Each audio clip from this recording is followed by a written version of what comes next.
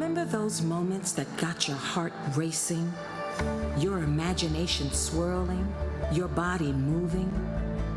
Remember laughing until your stomach hurt, feeling like you could do anything, daring yourself to do more? Our best moments, the moments that define our childhoods, begin in play. When we were carefree, fearless, excited, exhilarated, when we were together. Today, we come back to play, to somersault into a new adventure. We come back to play, to let our hearts and minds swing open. We come back to play, to climb to thrilling new heights. But mostly, we come back to play to simply have fun. Because what we do today creates the memories we'll always come back to. And so, we always come back to play.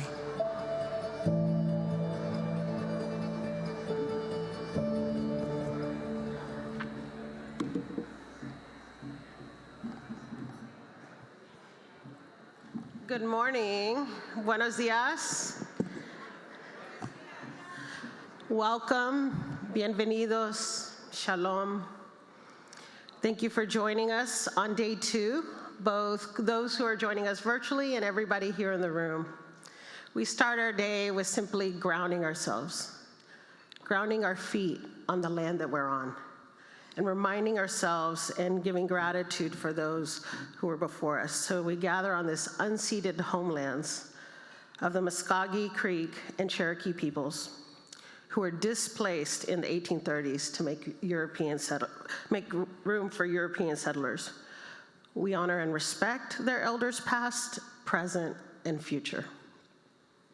If you haven't already done so, I encourage you to find whose land you live on and take time to honor that and ground ourselves in where we start. We also take time to lift our spirits. The video here this morning helps us to do that. Lift our spirits for play. And we want to thank Landscape Structures for their support and sponsorship of today's plenary. And so we also want to start with a few housekeeping. So we want to thank everybody for continuing to wear your mask as we try to keep everybody safe. We want to also remind you that for our conversation today, there are cards on the table for you to ask questions and note that.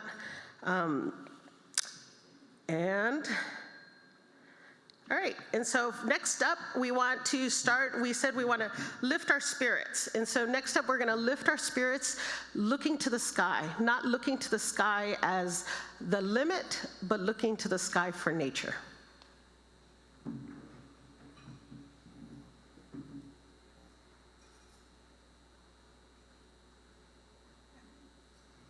Possibly.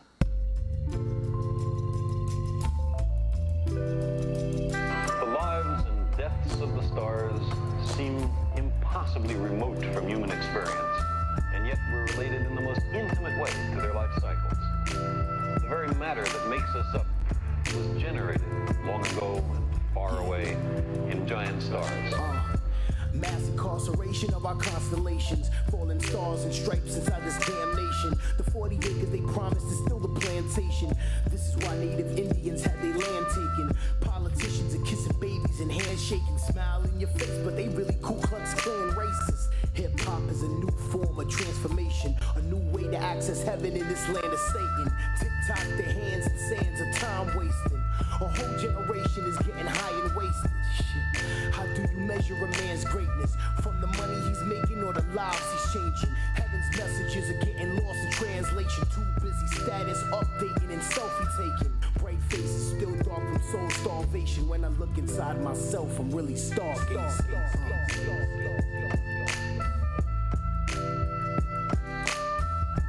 Few millennia, we have made the most astonishing and unexpected discoveries about the cosmos and our place within it.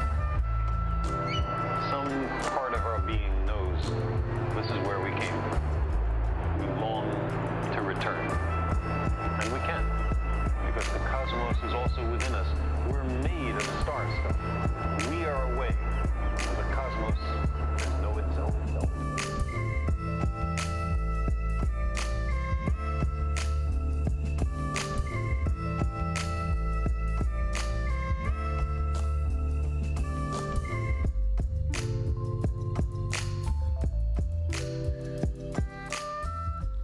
this time, it is my pleasure to introduce the amazing performer, hip-hop artist, producer, Marlon Richardson, who also goes by Unlearn the World, up here to share with us some of his inspiration and for the work he does.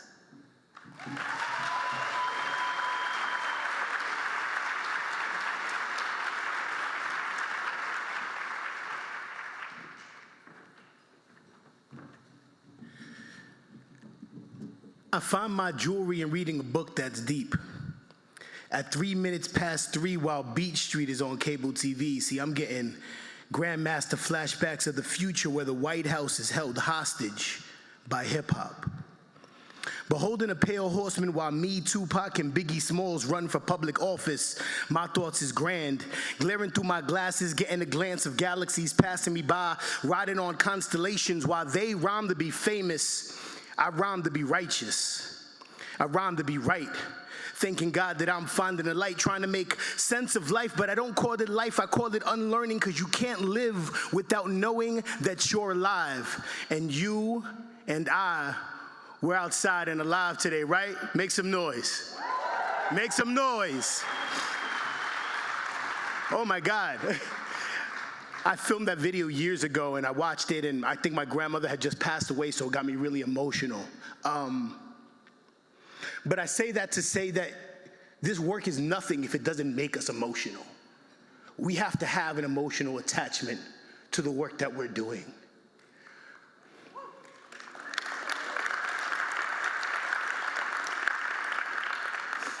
So aside from being an artist, being an MC, being a producer, having grown up in the culture of hip hop my entire life, I'm proud to be an education director for arguably the largest hip-hop nonprofit in the United States, Hip Hop for Change. And I'm the proud education director, and I'm a proud hip-hop educator who teaches the next wave and the next generation of hip-hop creatives to find their beauty, especially young black boys like myself.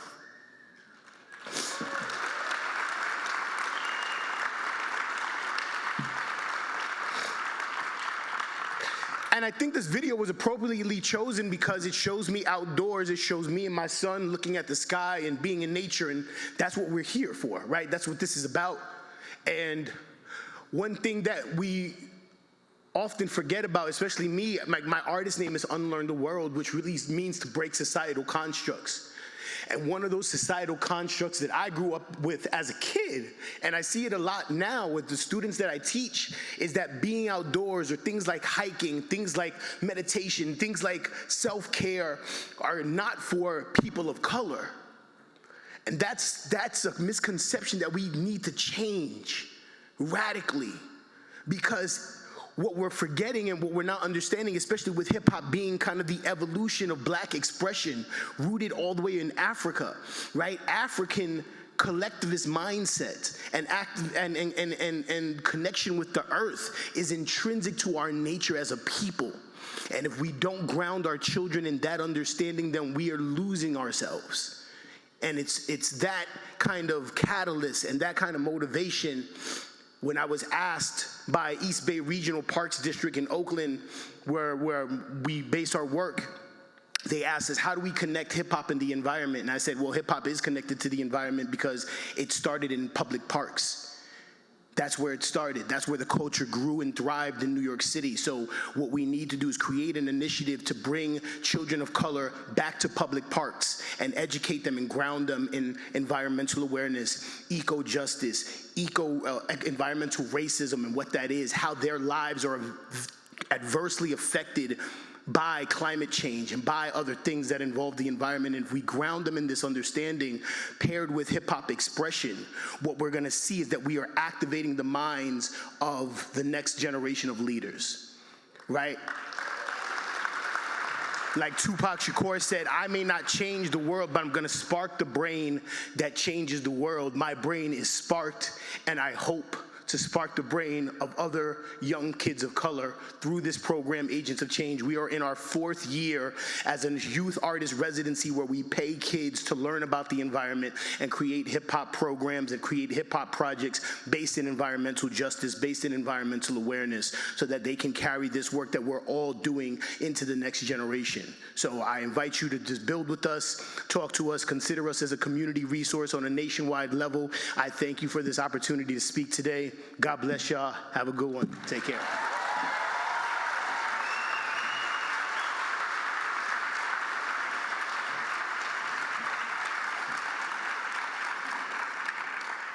Whew, it's powerful, Marlon. I like to think that we often talk about changing the narrative of who's outdoors.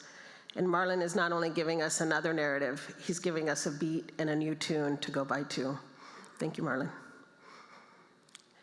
Talked about grounding our feet, lifting our spirits. I want to focus our minds. Today, our plenary is going to focus on trauma and the trauma children experience and the healing power of nature. I had the opportunity about a year and a half ago to start working on a partnership with Casey Family Programs, who is one of the largest operating foundations focused on keeping children from foster care. And in this time, I started to realize some of the experiences children were having at home. And I thought I was really connected to youth. I spent nearly, over a decade leading outdoor programming. Surely I knew something. And as I dug in more, I realized that when I was leading outdoor programming, my focus was on what are they learning about watersheds? What are they learning about the ecosystem, about recycling? And I forgot maybe to peel back the curtain and say, what are they experiencing? What are they experiencing with me? What are they experiencing at home? And it comes to me, and one of the reasons I say, how could I have not realized this? I often thought that I came from little resources. But I realized is I may have come from limited financial resources, but I came from a lot of resources in abundance. I came from a mom who made me believe that I could do anything. A father who would read to me out loud as a way of sharing his desire for and hope for learning. From abuelas who filled our plates with food, and with family cousins and brother who we played outside and toyed and free, unsupervised, or we may have thought we were unsupervised most of the time, but we played. And we had that nature and outdoor experiences to nurture myself. And with that, I realized that I'm on the stage here today with resilience and tenacity, not on my own, but because of that support system, because it takes a village. When we start talking about the children that we work with and support and are there for in the communities that we're with and for, how are we supporting them? Not only with our agenda, but with peeling back the curtain of what they're experiencing today. The Uppsala Health Summit, McLean Hospital did a study that had over 80,000 participants, or 29 studies with over 80,000 participants, and they discovered that 1 in 4 youth have clinically elevated levels of depression. 1 in 5 youth has clinically elevated levels of anxiety.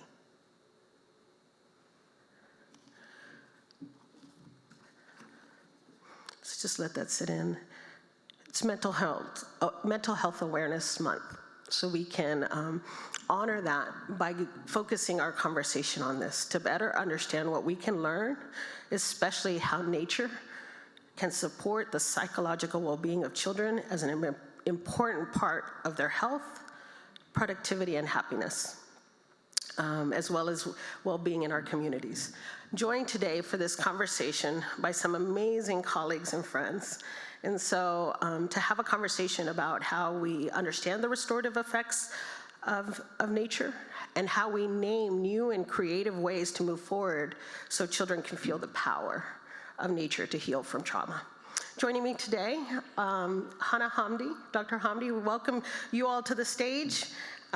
Join me in this conversation. We'll begin. Dr. Hana Hamdi currently leads as the Global Head of Population and Community Health Policy Officer at the Urban Health Planning and Design Studios.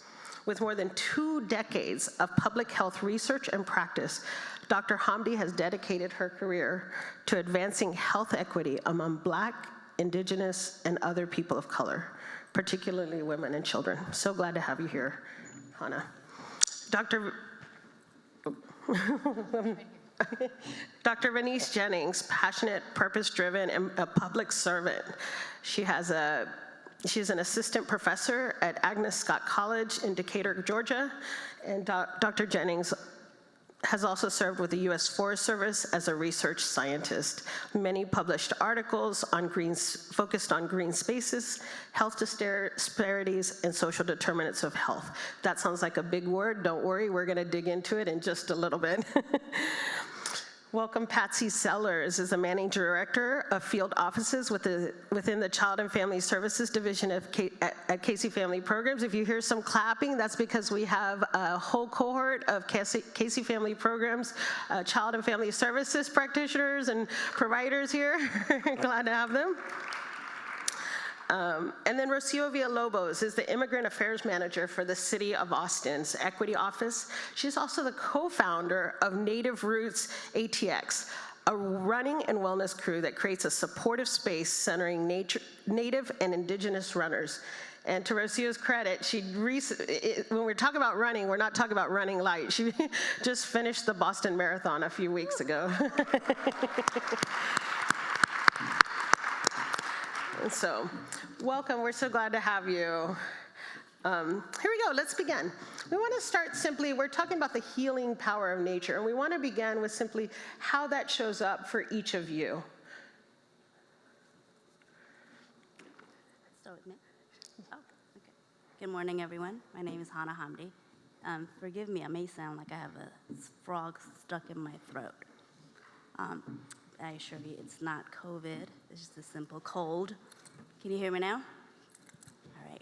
So, how does nature show up in my personal life and work? I am a child of first-generation immigrants from Eritrea and Ethiopia, and as a political refugee, my family settled in Southeast San Diego. If anyone knows San Diego, it's probably the 3rd or 2nd most segregated city in the country. And so my settlement into, or sort of my living in San Diego was a complete shock.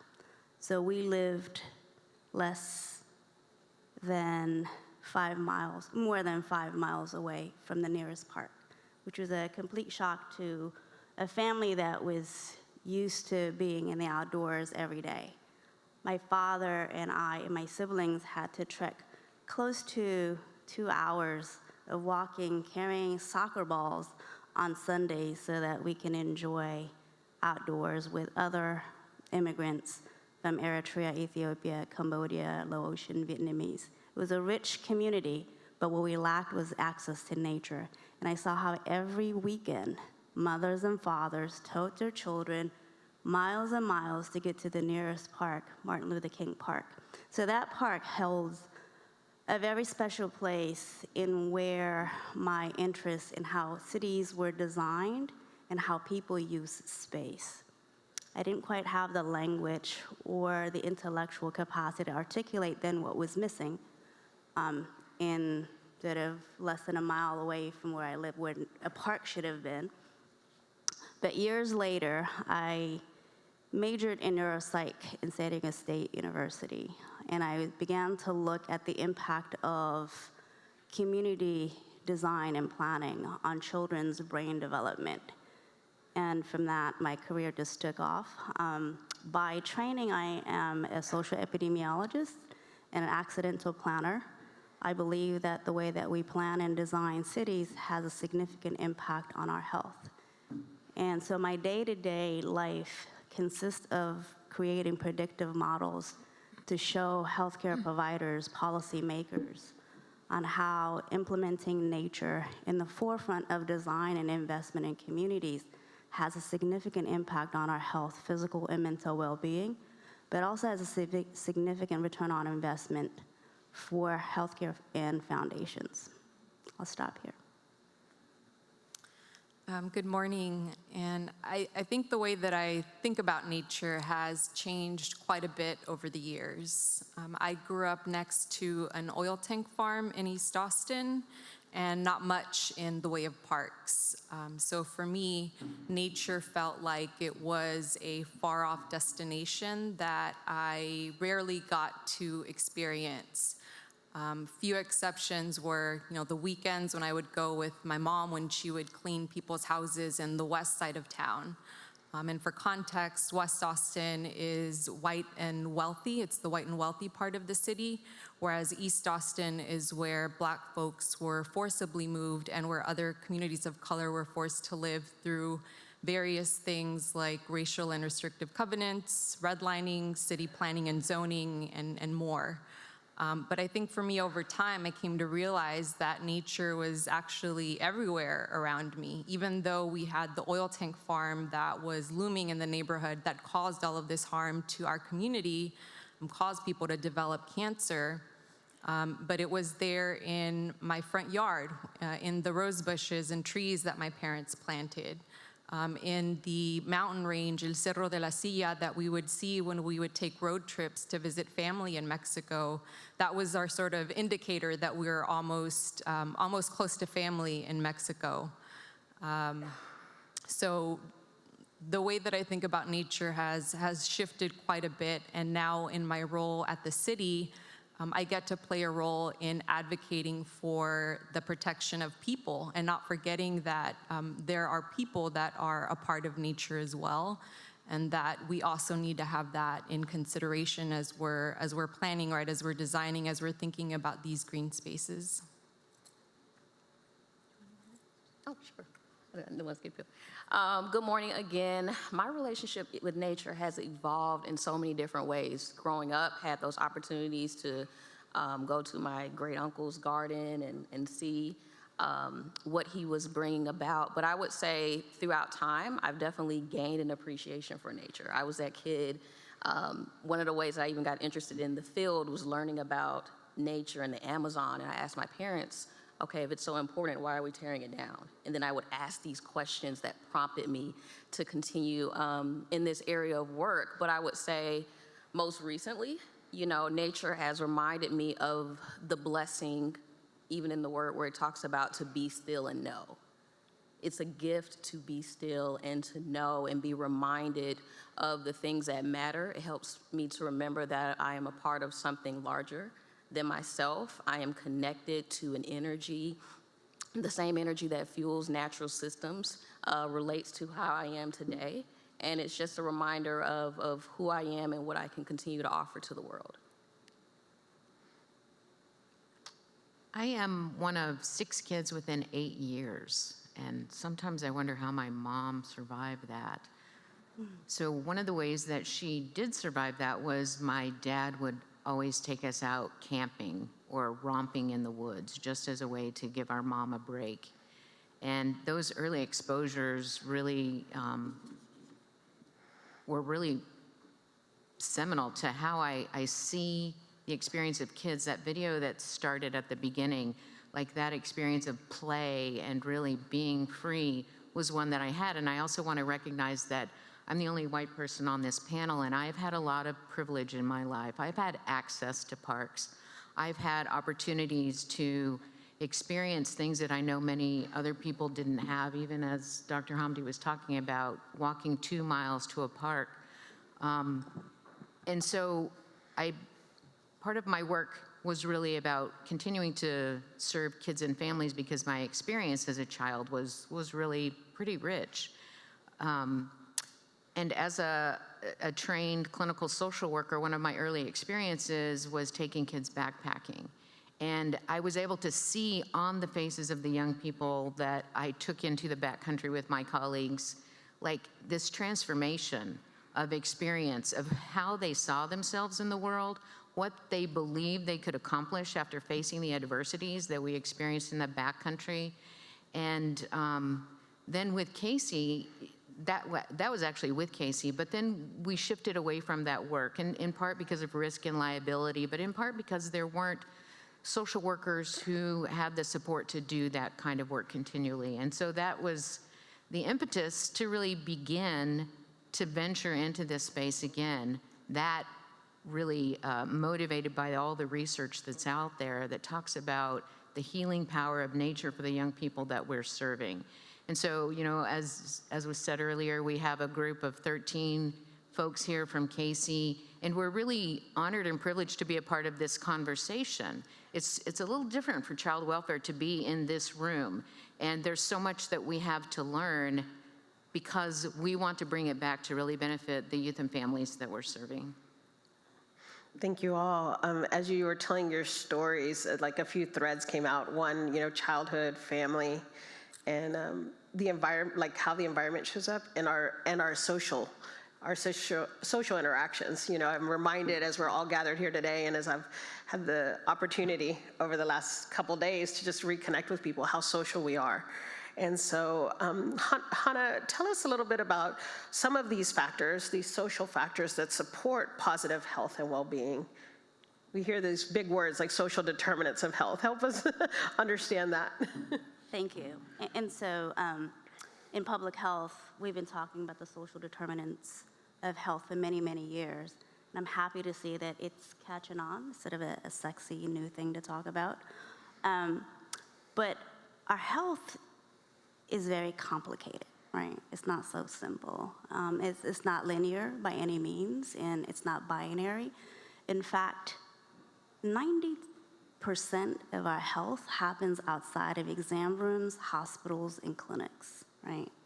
So some brilliant researchers at the University of Wisconsin a few years ago actually gave us a breakdown of what that looks like.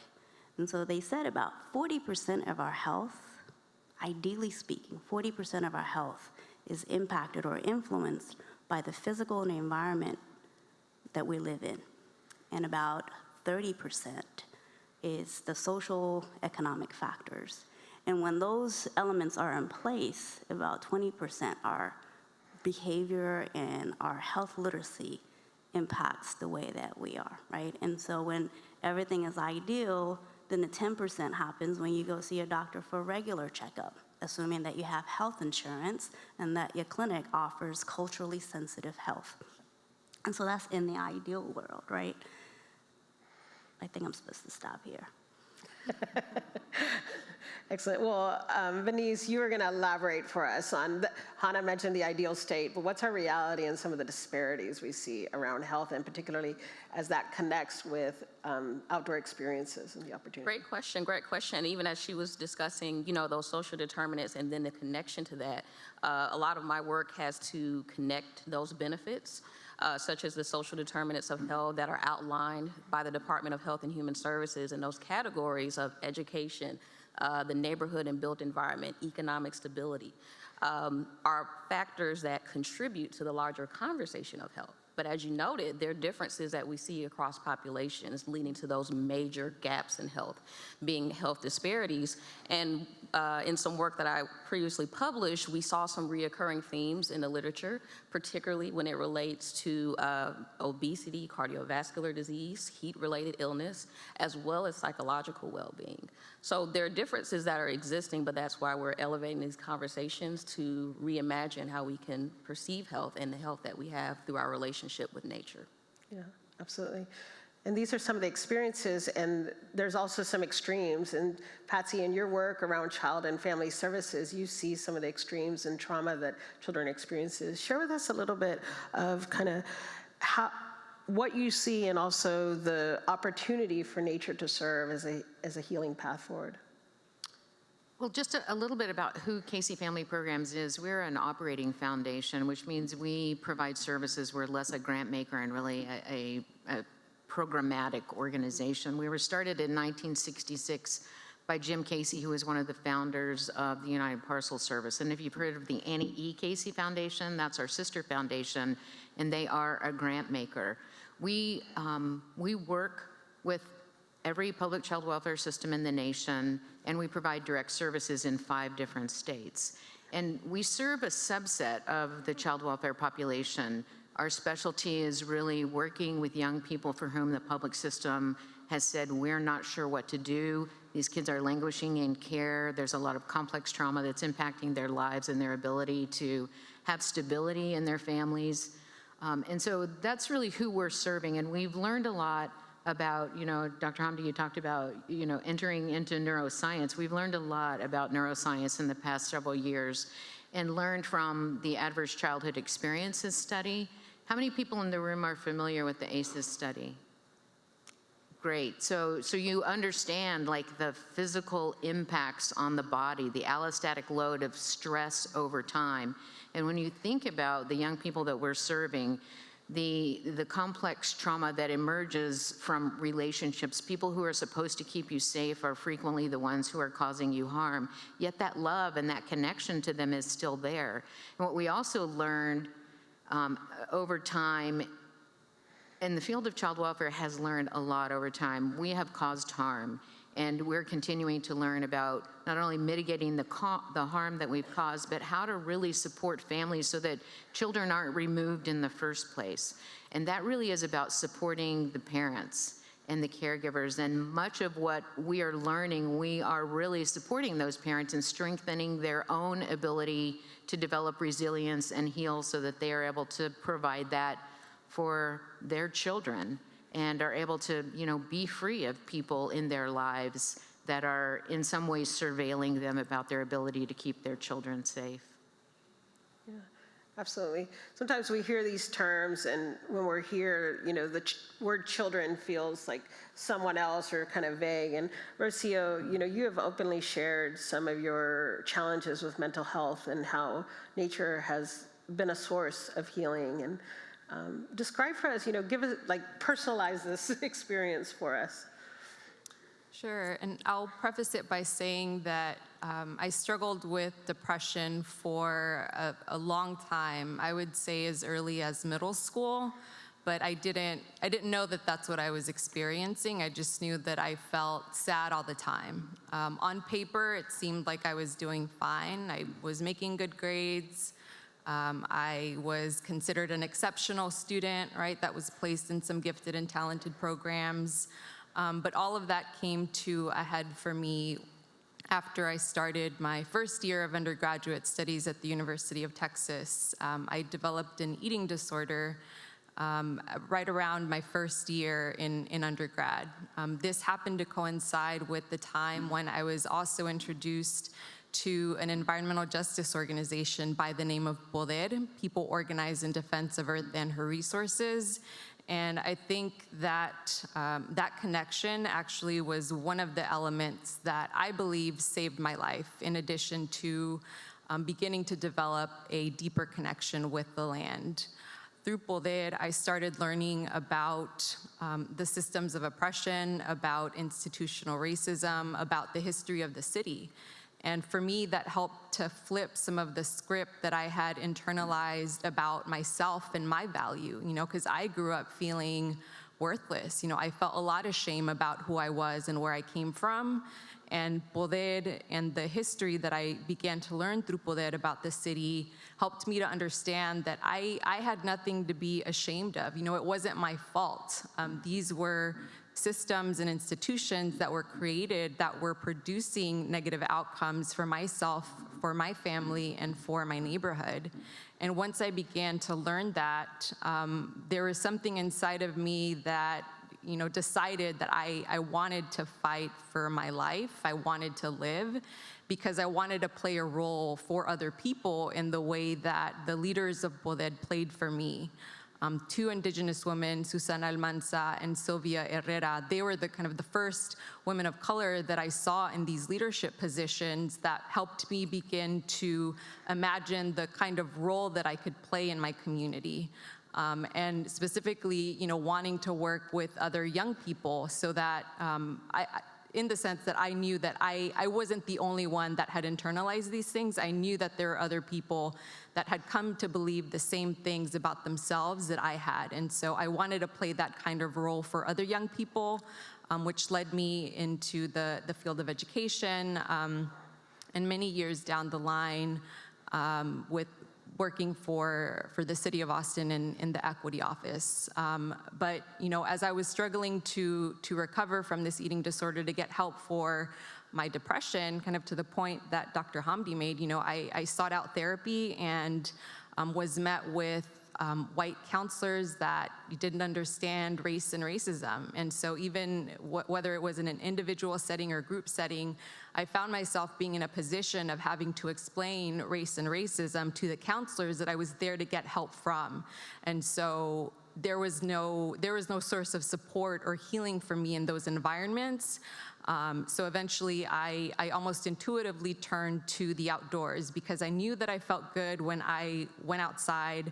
So I started going for walks along Town Lake. It's now called Lady Bird Lake in Austin. And eventually started running. I realized that I loved running because it began to shift some of the internal negative self-talk that I had, and what I found was instead just words of encouragement, telling myself that I could keep going, that I could reach that 1 mile without stopping, and eventually it led me to find a running group to join, goals that kept changing related to running, including recently completing the Boston Marathon, which was really exciting for me, but then ultimately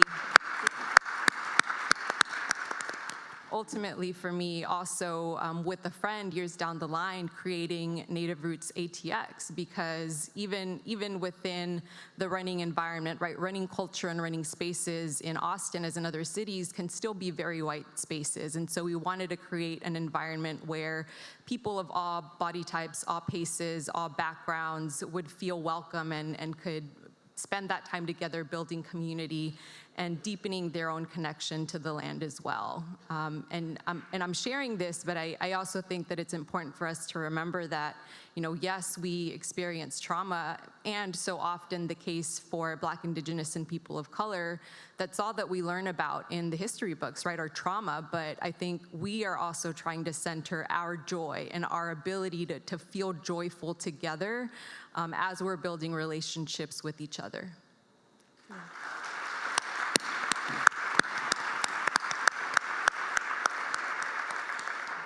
Thank you, Rocio, for opening up and sharing so we can all learn from that. And so much of what Rocio touched on is her care. And Venice, when we had the opportunity to connect earlier on, you talked about how health happens before you walk into the exam room. That goes to the statistics that Hannah was pointing to around care. And so share with us a little bit, like, what does that mean? Health, how does it show up? Right. That's a good question. And you alluded to that earlier in the sense that there's so many factors that are involved. And I think the disclaimer has already been put out there that nature has its layers and complexities, and so does mental health. So I think that's something that's important to acknowledge on the spectrum of how this relationship happens. But when we think about our area of work, particularly in communities, we say that it's important to meet people where they are, and that has an immense amount of wealth. But I think the conversation with mental health allows us to really shift that in some ways and ask us to meet ourselves where we are. What have we experienced? What do we see around us? How does this impact not only the environment, but ourselves, which includes us? So when I think about that from the way we shift the narrative, but also balance the scales, if you will, in my work on social cohesion, we find those pathways of how this happens, whether that's empowerment, belonging. You know the power that happens when people belong? I want you to let that sit in during these times. So when we think about that in the larger prism of health, it's an environment, it's a system, but it's also what's going on internally, and those check-ins are definitely important. Yeah, absolutely. I'm going to go off our order here a little bit, because Hannah, you mentioned a study, or kind of the beginnings of understanding of trauma coming out of California, and you really shared with me in one of our early calls about how it was defined and designed was inequitable. Would you elaborate on that? Oh, sure. And so I saw the many hands that are familiar with ACEs. And so when Kaiser Permanente first started the study, that study actually started about 5 miles where we lived. right? Where my family lived and where my community, I grew up in Southeast San Diego. Predominantly African American, immigrant refugees. And so I've often wondered how the study would have progressed have the researchers, included some participants that lived in Southeast San Diego, right? Think about the trauma that, just even as Bernice said, where we place ourselves in the place where we live, in nature, in the environments where we are. So I lived in the projects that we first were, placed as immigrants were called Dream Street apartments, right? And they were far away from Dream Street. And clearly that's not the image that I had of what America is as a 5-year-old child, right? And it was a complete contrast from how we lived in Egypt, right? And so for one, we had to walk 3 miles to school, and we lived on a street which was the beginning of the Bloods and Crips gang shootings, Skyline, Pyrus, right? And so we didn't know how to tell my parents that we couldn't wear the color red, blue, green, yellow, and the only colors that were open to us were pink and purple. I'm the oldest girl of 5 boys. My brothers were wearing pink and purple along with me. We couldn't explain that to my parents. We didn't even have the word to relate that trauma of that, but we just lived it, right? And so I often wondered how we would have scaled on that score, right, in terms of ACEs. You see drive-by shootings, they're often bullies. You're Black, we speak with a huge accent, right? And everything else that every child experiences, like, you have to fit in, you have to find your world, yourself in this new world. So that often stayed with me.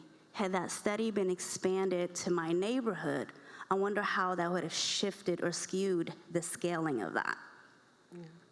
Thank you. We've talked quite a bit about ACEs, adverse childhood experiences, about trauma, but we're also seeing, we want to talk about the healing power, right, of nature. And that there's research behind that. And Patsy, as it relates to child and family services, what stands out to you about the research around the restorative power of nature and the outdoors?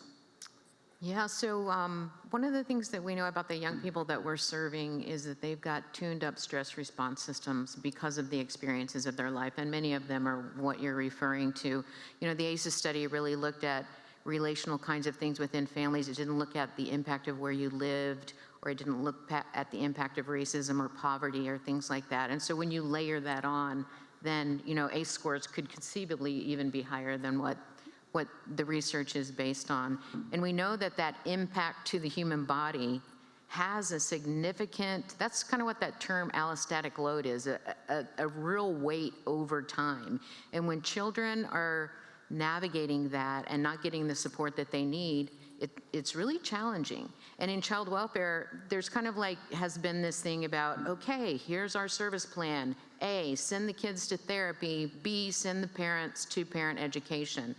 And so imagine that this chart has a block for 30 minutes of every single day for an entire week, 24 hours a day.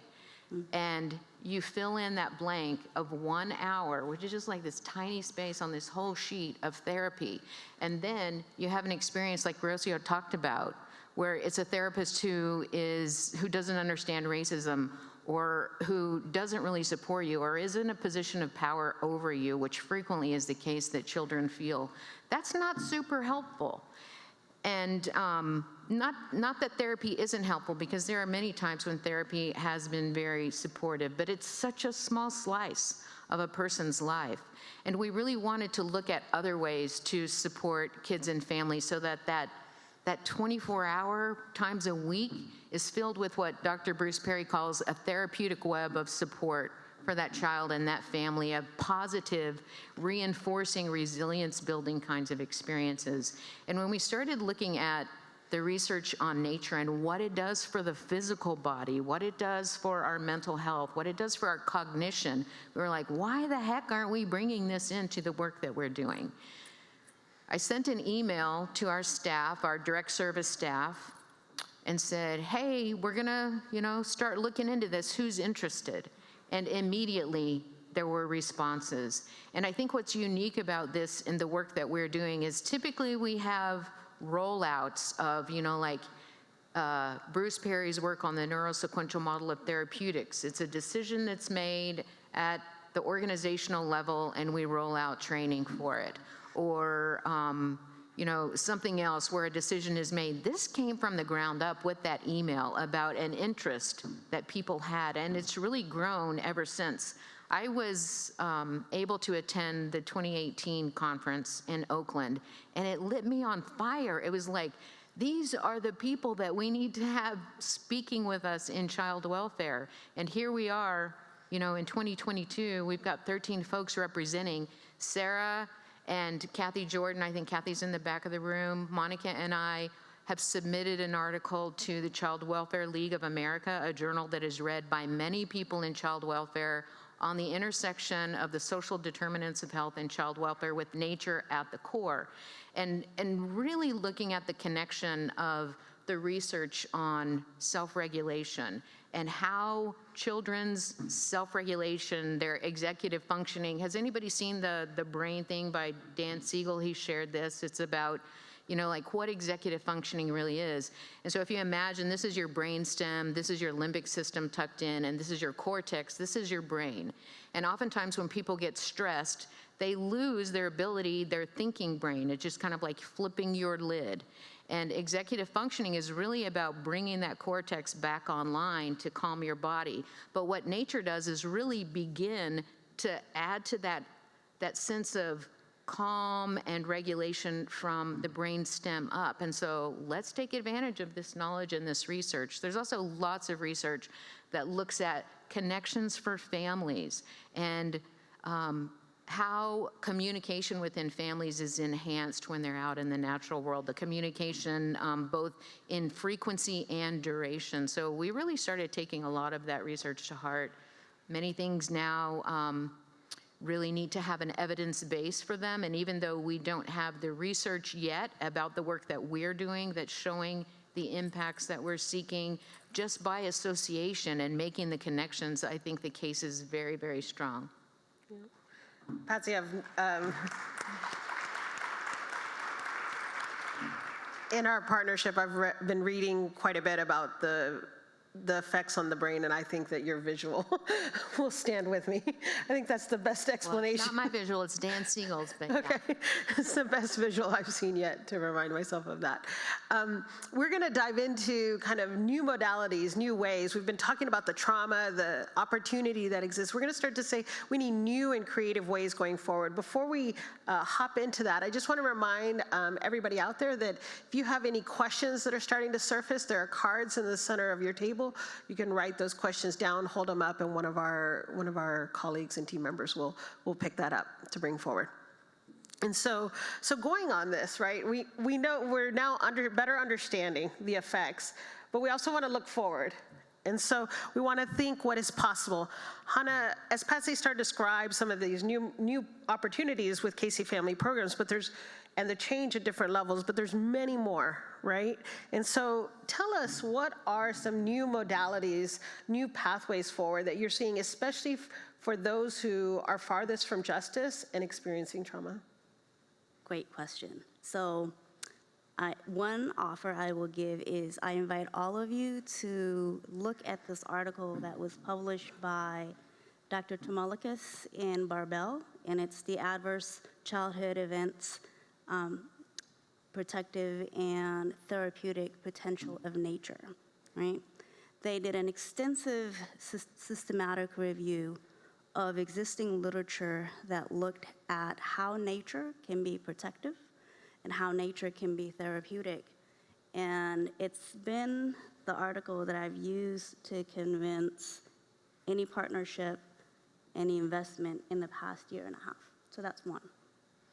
Second, I think if we're going to kind of have a shift in how we think of nature to be therapeutic and protective, we really have to stop thinking about it as an exception, right? I think having nature in everyday life should be a norm. What does that mean? So I sit at the intersection of community development, building affordable housing, bringing clinics, food retail, designing and planning parks in low-income communities of color. And oftentimes, I have to create cross-sector partnerships so that they can, invest or contribute into this development. And that's because health doesn't really happen, again, in one discipline, one field, one organization. We all need all these different determinants of health in one place for us to realize the benefit of living in healthy communities. And so what I'm seeing to be sort of a new modality is injecting or planning in the forefront of designing communities, nature, right? However you define nature, it could be a park, a green schoolyard, or even a trail to the wilderness. But it has to be named and indicated in these community plans for 10 years, 20 years. Otherwise, nature becomes a second thought. Otherwise, it becomes the object that's less funded, right?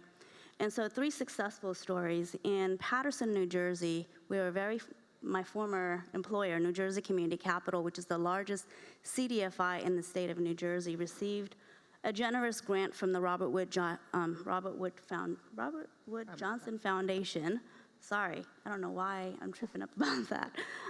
Inclusive Healthy Places. It's a framework that helps community development plans to include nature and to bring in cross-sector collaborators in, creating community plans for 2 neighborhoods. In that model, 3 different parks, a linear park across the city of Paterson, a riverfront park, and 3 schoolyards are being funded by the state of New Jersey. And that's one example of how, for the next 10 years, Paterson will experience access to nature in less than, I think it's a quarter of a mile from the most densest center in Paterson. So that's one way, right?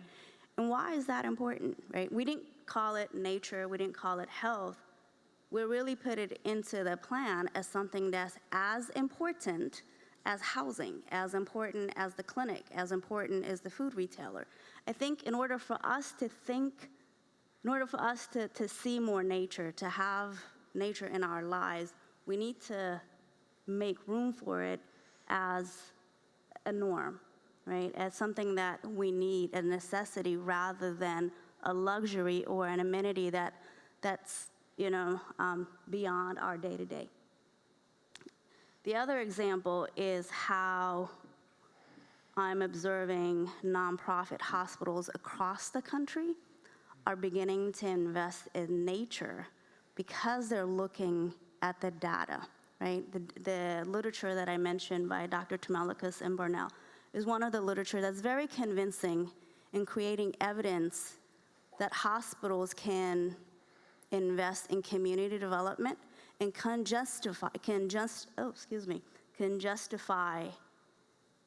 data in the literature using some of the examples that the authors describe.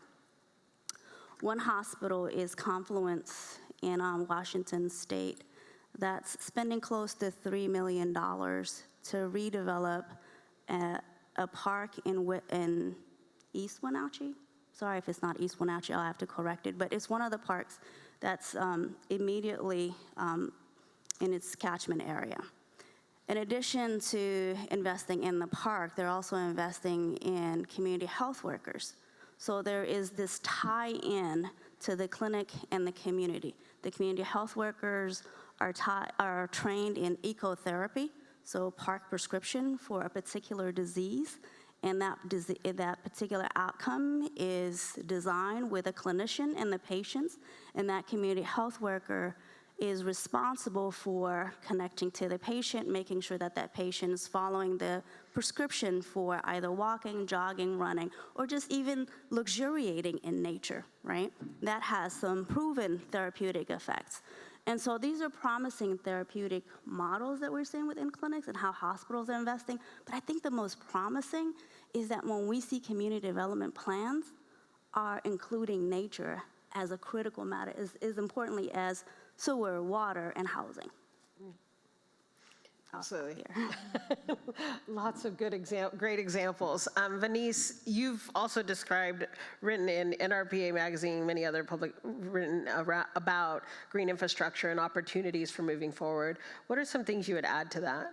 Right. Well, I think a number of the hints when it comes to moving that forward are even hinted in the Surgeon General's report in terms of how to expound the narrative, but really to build upon it. When we think about infrastructure, that comes in so many ways, so many formats. So a few things that stood out to me that were in the Surgeon General's report talks about, for example, workplace culture. The impact of workplace culture, not only on the mental health of parents, frontline workers, but of the children that are in these households. And I think one of the things we have to be cognizant of is, what are the isms that people in your organization are dealing with? Because one of the things I don't want to see is young people who are energized about the environment from organizations. From the speaker we had earlier this morning, I was that kid, but I don't want them to be traumatized in these work environments. Mm-hmm. Can the church say amen just a little bit? Amen.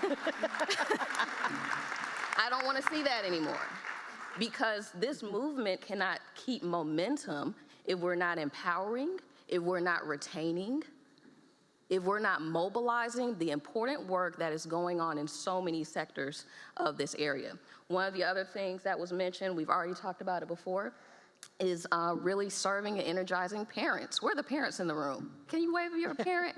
Give a shout, give a round of applause to the parents.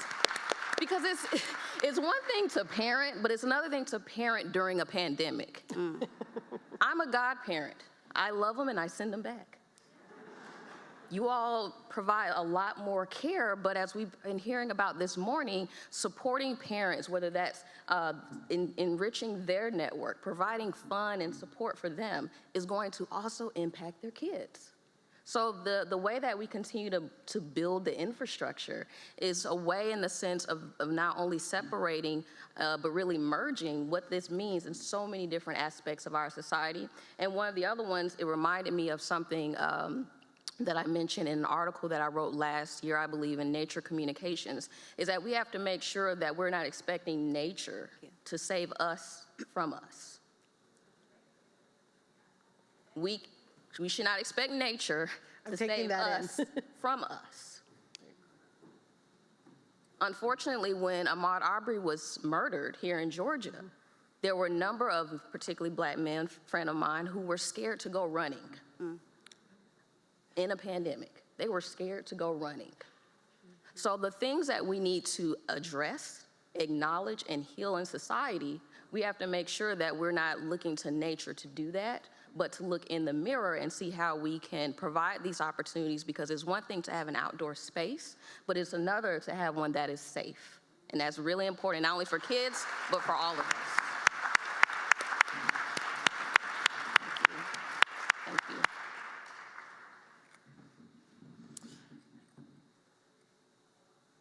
Venice, you're hinting at this, like what we've been talking about, also community, our self-care, and that in a way, much of what we're talking about is not new. Right. It's grounded in practices that have existed in indigenous community or in the community, but maybe haven't been lifted up. Rocio, you have quite a bit of experience around this. Share with us a little bit of what you're seeing as opportunity and developments at the community level and indigenous practices that we want to reflect on too. I think that there's a lot of power in history, right? A lot of power in knowing who you are, a lot of power in knowing where you come from. And unfortunately, that's something that has been taken from a lot of folks, including myself, people that were detribalized but are now trying to reconnect with some of that knowledge and some of that history. One of the beautiful things that I've been seeing in Austin is different pockets of Indigenous people that are working to reclaim some of that knowledge and some of those connections.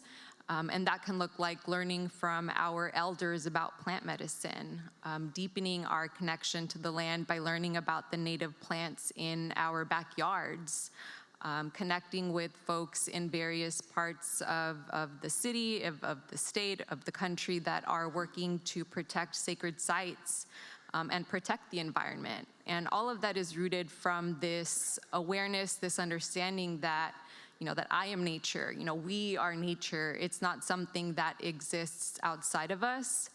And we are worthy of protection too, right? To the point that that was made before. We are worthy of protection because we are sacred too.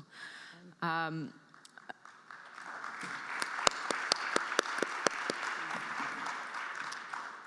think, the way that I see it is that it's all connected, right? And in the words of Audre Lorde, we don't live single issue lives, or there's no such thing as a single issue struggle because we don't live single issue lives. So if we're working in silos, if we're not paying attention to the other elements that are having this negative impact on our communities, then we're missing the bigger picture. And I'll give an example from Austin, even as somebody that works for municipal government, because I think it's crucial for us to be critical and aware of both the good and the harm that we can cause. So a number of weeks ago, the city approved the construction of a jet fuel tank farm that is located less than 500 feet from where people live. Community members were told that the jet fuel in this tank farm will be less harmful than the petroleum products that were stored at the oil tank farm. That's the one that I grew up next to. They're told that there will be monitoring, there will be, there's less likelihood of accidents happening. So essentially telling community members that they have nothing to worry about.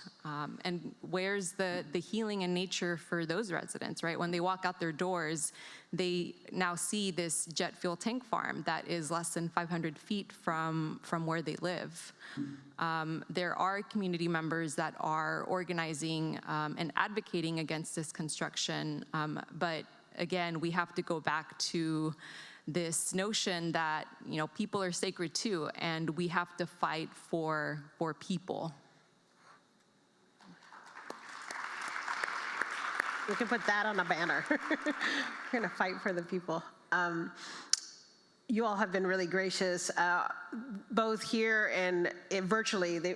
Some of our listeners have named some questions, so we probably will not get through all of them, but we will do our best to field through a few. This first one comes from one of our attendees chiming in virtually, who's listening in virtually.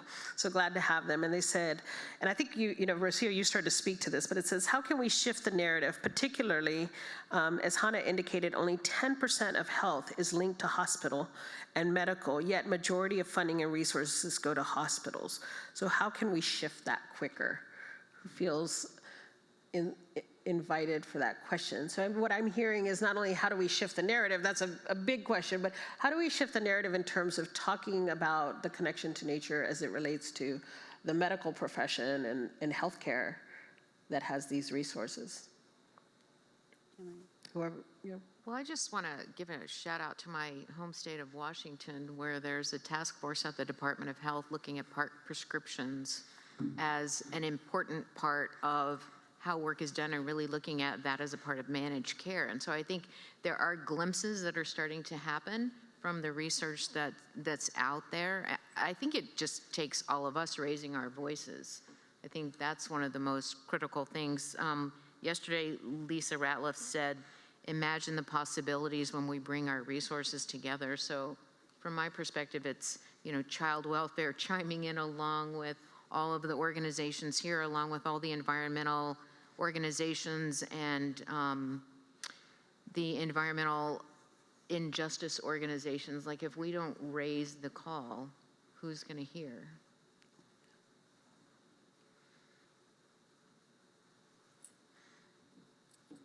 Anybody want to add to that?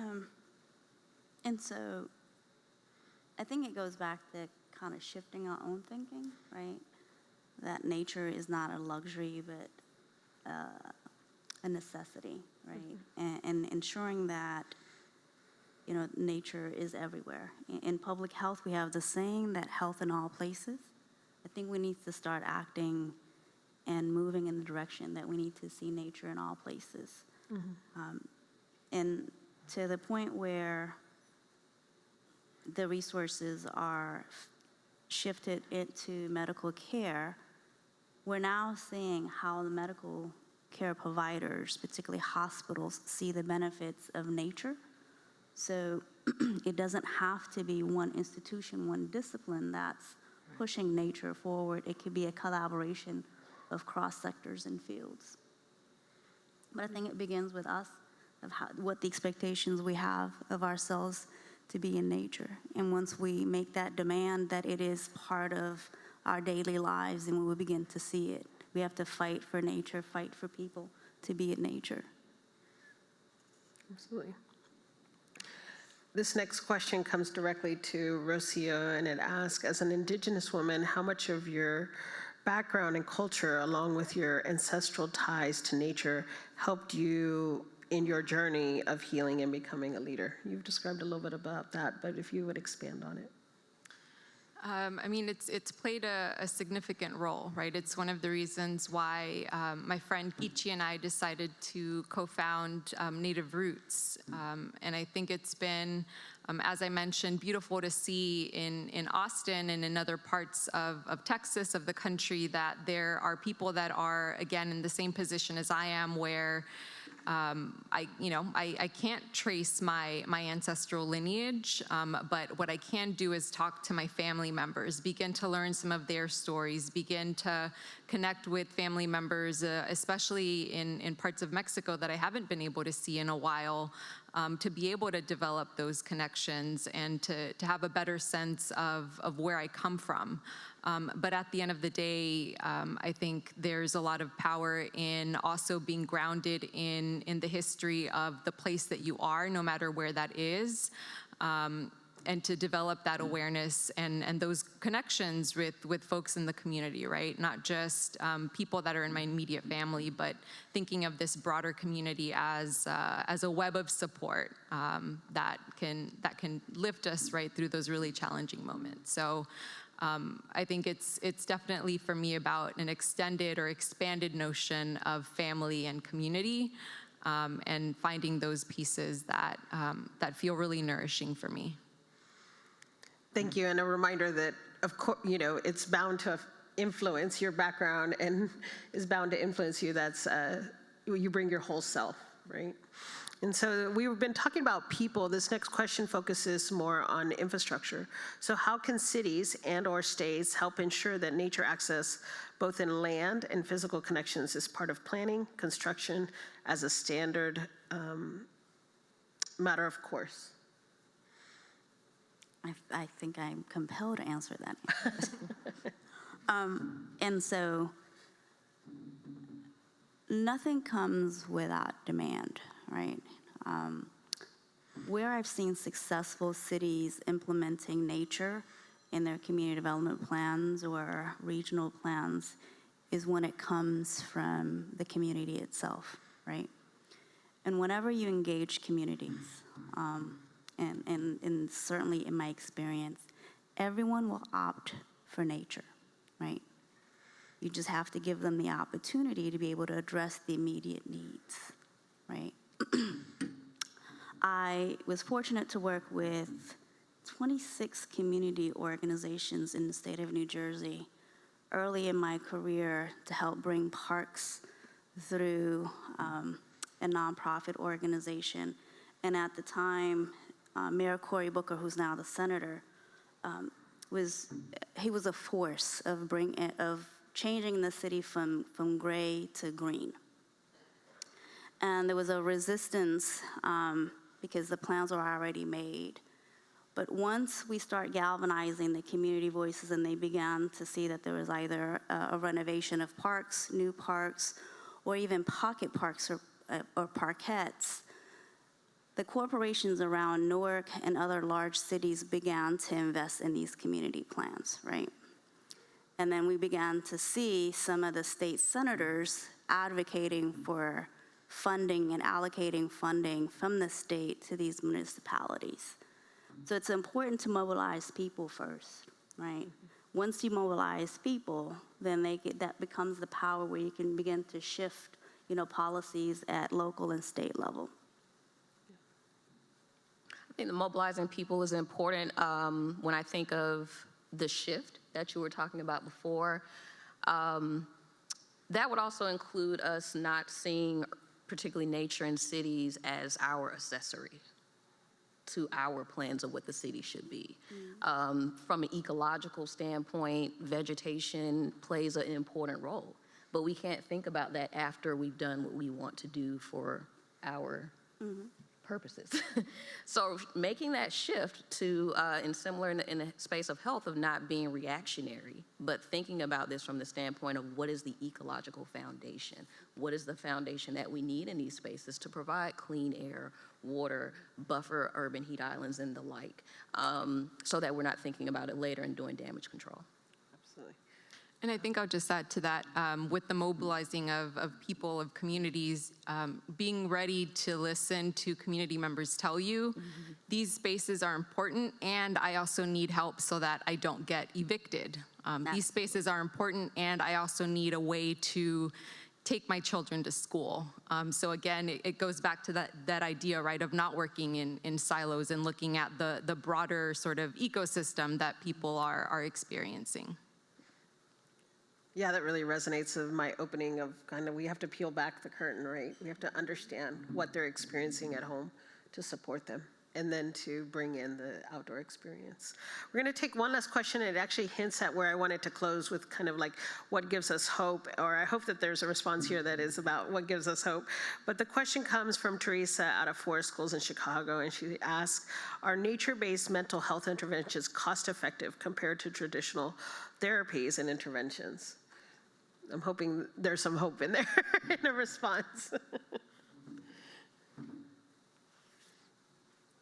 I have not done the full numbers, for, one version of therapy versus the other one. I think what gives me hope are the people not only at this conference, but mobilized in this movement in different scales to bring about nature access to different people.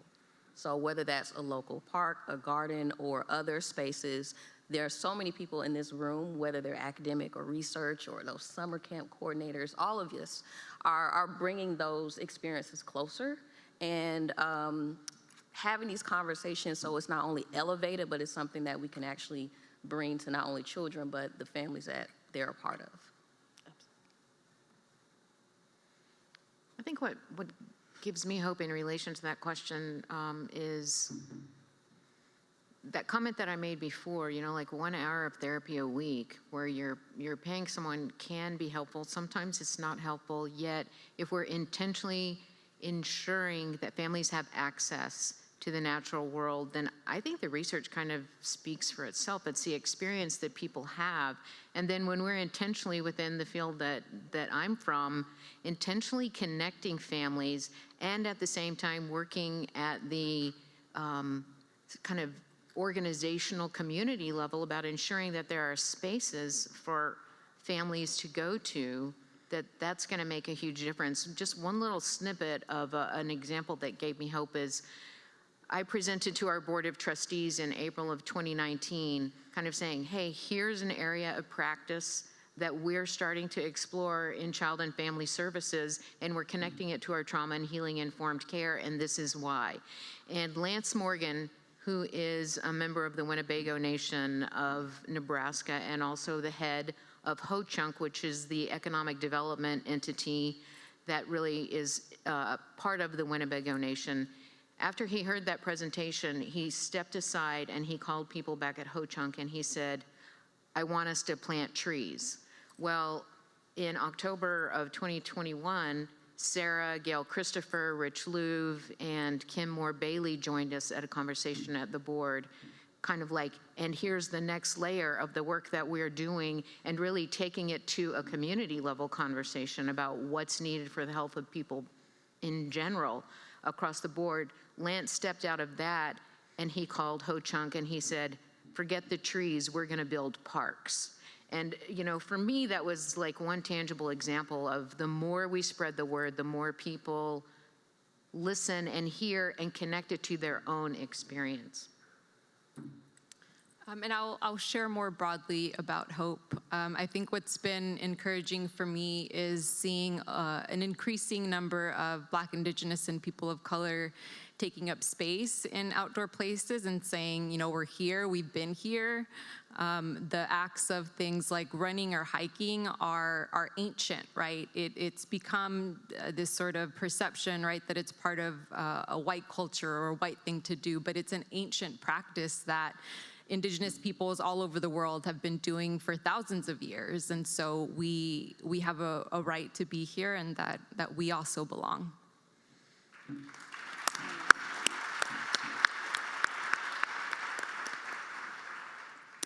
I want to be able to answer that question first. I don't, like Bernice, I don't know if there's a definitive number, right? But there are some literature around how much investing in a green space and the return on that. For example, there was a recent study by the Center of American Progress that said for every dollar invested in building within urban settings and investing in parks and maintenance of parks is a $3 plus return on investment for healthcare providers, right? And to me, the hope is that the more hospitals are investing in green spaces and nature, that's an indication that they're beginning to see the numbers and the data that's supporting health, right? So a sort of indirect way that's telling us that they see the benefit of this. Hope, I love what you said, and I don't know if I can come up anything more brilliant than that. For me, is to see more community development plans that are including nature in the forefront, right?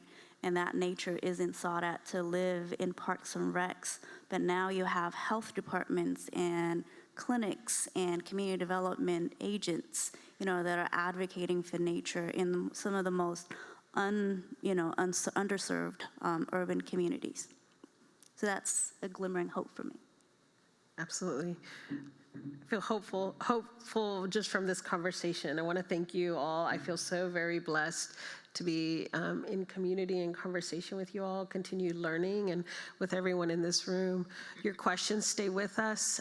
We will have different platforms to connect and field those. And I also invite you, Patsy and my colleague, Francis Mendoza, will be leading a session this afternoon focused on the healing path, or the healing power of nature and the pathway there, focused on child and family services, where we can field some of the questions that are very specific about foster care and how to get involved and the effects of the pandemic on children. So I invite you to join that conversation. Leave you here today. We started with grounding ourselves on the land we're on. We continue to hold that, the people who have come before us, and continue on. We continue to lift our spirits, thinking of Marlin, and as we reach to the sky, not as the limit, but as another place to connect to nature. And we focus ourselves and our minds in all we can learn and share today as we continue on day 2 of the conference. Thank you for being with us, and have a wonderful day.